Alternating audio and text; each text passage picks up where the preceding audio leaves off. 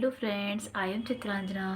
मैं आज आप सभी को जो एमपी से रिलेटेड अपडेट है उसके बारे में बताने जा रही हूँ। अभी एमपी से रिलेटेड जो अपडेट है वो 3 दिन पहले आई हुई है। एक तरीके से पॉजिटिव भी बोल सकते हैं और नेगेटिव भी बोल सकते हैं, तो हम इस वीडियो में दोनों ही की बात करेंगे। ये जो ऑर्डर आया हुआ है एमपी हाई कोर्ट का 24 जनवरी 2025 को आया हुआ है और 17/11/2023 को पहले आया था नोटिफिकेशन। इसमें जो डेट है वो 7/2024 टली हुई है और उस पर स्टे लग गया है। सिंपल वे में समझ लेते हैं हम कि लास्ट वैकेंसी जो आई थी तो उस पर स्टे लग गया है। तो आप वो ऑर्डर देखिए आप। तो देखिए फ्रेंड्स, एमपी हाई कोर्ट का ये जो ऑर्डर आया है वो 24 जनवरी 2025 का है। 17/11/2023 को आया था नोटिफिकेशन। अब इसकी जो डेट है वो 7/2024 डली हुई है, उसको स्टे लग गया है। लास्ट वैकेंसी सिंपल वे में आप समझ लीजिए कि जो लास्ट वैकेंसी थी उस टाइम उस पर स्टे लग गया। हियरिंग इसकी 2 वीक के बाद होगी। एमपी वालों के साथ बिल्कुल सही नहीं हो रहा है जो एमपी से बिलोंग करते हैं, ठीक है। तो जो एमपी जुडिशरी को टारगेट करते हैं और एक वैकेंसी आई थी, अब वो भी असिस्टेंट मैनेजर की थी, तो उसके बाद कोई वैकेंसी नहीं आई। एमपी में एडीपीओ की वैकेंसी भी आने वाली है, इसके चांस लग रहे हैं। उम्मीद है, बहुत सारे स्टूडेंट्स पूछ रहे थे, बट ये मैटर और ज़्यादा खिंच गया है अब, और नेक्स्ट वैकेंसी तो वैसे ही डिले हो जाएगी क्योंकि अभी इसकी हियरिंग होनी है, ठीक है। तो अब बात करते हैं पॉजिटिव और नेगेटिव में कि क्या इसका इफ़ेक्ट है, ठीक है। तो देखते हैं हम। अभी जो एमपी हाई कोर्ट का ऑर्डर आया है, अब हम उसके पॉजिटिव और नेगेटिव, हर चीज़ के 2 पहलू होते हैं, उनके बारे में हम डिस्कस करेंगे।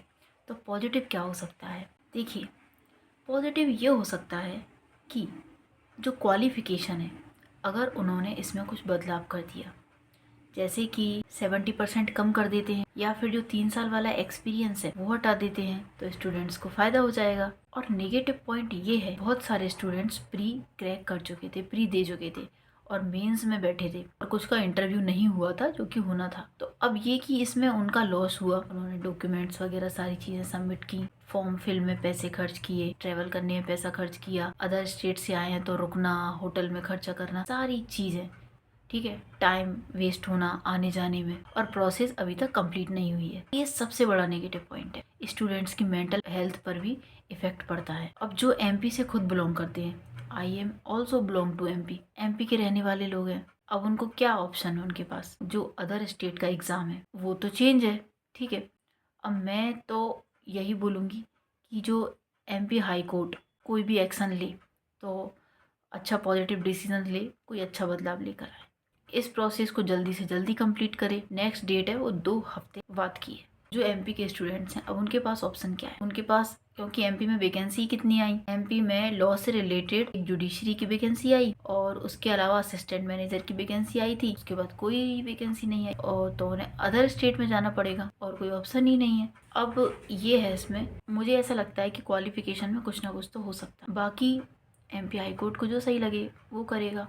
अब आपको क्या क्या करना चाहिए? तो आपको अदर स्टेट पर फोकस करना चाहिए। जो भी एमपी को टारगेट करते हैं उनको अदर स्टेट पर फोकस करना चाहिए। अब अदर स्टेट में क्या हो सकता है? अदर स्टेट में दिल्ली जुडिशरी की वैकेंसी आएगी। इसमें सिंपल पैटर्न होता है, इजी रहता है, हर कोई टारगेट नहीं करता है इसको और हर किसी को पता भी नहीं रहता है। असिस्टेंट लेबर कमीशन की वैकेंसी आएगी। वेलफेयर इंस्पेक्टर की रेलवे में वैकेंसी आई हुई है, इसमें अप्लाई कर सकते हैं। लास्ट डेट जो है वो 6 फरवरी है फॉर्म फिल करने की। आरजीएस को टारगेट कर सकते हैं, ठीक है। बहुत सारे स्टूडेंट्स हैं जो एपीओ में पास नहीं हुए हैं, तो वो बिजली विभाग की जो जेएलओ की वैकेंसी आई है उसको टारगेट कर सकते हैं। रोड ट्रांसपोर्ट में जेएलओ की वैकेंसियाँ आएगी, उसको टारगेट कर सकते हैं। वेब में बजट पेश होगा तो राजस्थान में वैकेंसी आने के पूरे चांसेस हैं, और ये वैकेंसी काफ़ी टाइम से डिले चल रही है और अभी वैकेंसी नहीं आई है, तो ये वैकेंसी आएंगी। अब ये वैकेंसी आएंगी तो बिल्कुल क्लियर करना पड़ेगा। तो लास्ट गवर्नमेंट की वैकेंसी पेंडिंग है,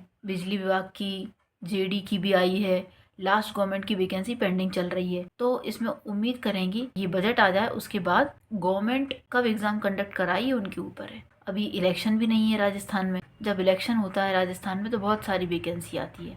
बिहार में इलेक्शन है इस साल, बिहार में सिविल जज की वैकेंसी आएगी, बिल्कुल एपीओ की वैकेंसी भी आएगी, तो बिहार को टारगेट कर सकते हैं। एपीओ की वैकेंसी 250 के करीब आएगी, तो उसमें अच्छी संख्या होगी। बिहार में जीके आती है, यूपी में भी जीके आती है और सेम होती है, तो बिहार और यूपी दोनों को टारगेट कर सकते हैं। जीके में सब कुछ बराबर ही पढ़ना होता है। लॉ तो आप सभी पढ़ ही सकते हैं और पढ़ ही रहे होंगे। अभी यूपी में क्या है, कुंभ का मेला चल रहा है। आप सभी मुझे कमेंट करके बताएंगे कि कुंभ का मेला कौन कौन घूमने गया है।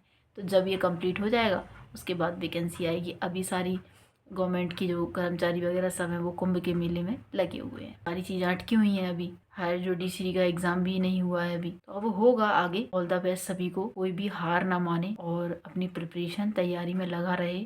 वैकेंसी आएगी और आप यदि प्रिपेयर होगे तो आप एग्ज़ाम को क्रैक कर लोगे। मोस्टली गर्ल्स जो हैं वो अपनी तैयारी को अच्छे से करती रहें, क्योंकि बराबर शादियों का मौसम भी चल ही रहा है, तो शादी ब्याह तो होते रहेंगे। अगर आप इंडिपेंडेंट हो जाएंगी तो इससे ज़्यादा खुशी की बात कुछ नहीं होगी। जीवन में कभी कोई समस्या नहीं आएगी। So thank you so much friend for watching me and listening me. आगे कोई भी अपडेट होगा तो मैं आपको ज़रूर बताऊँगी। Thank you so much friends.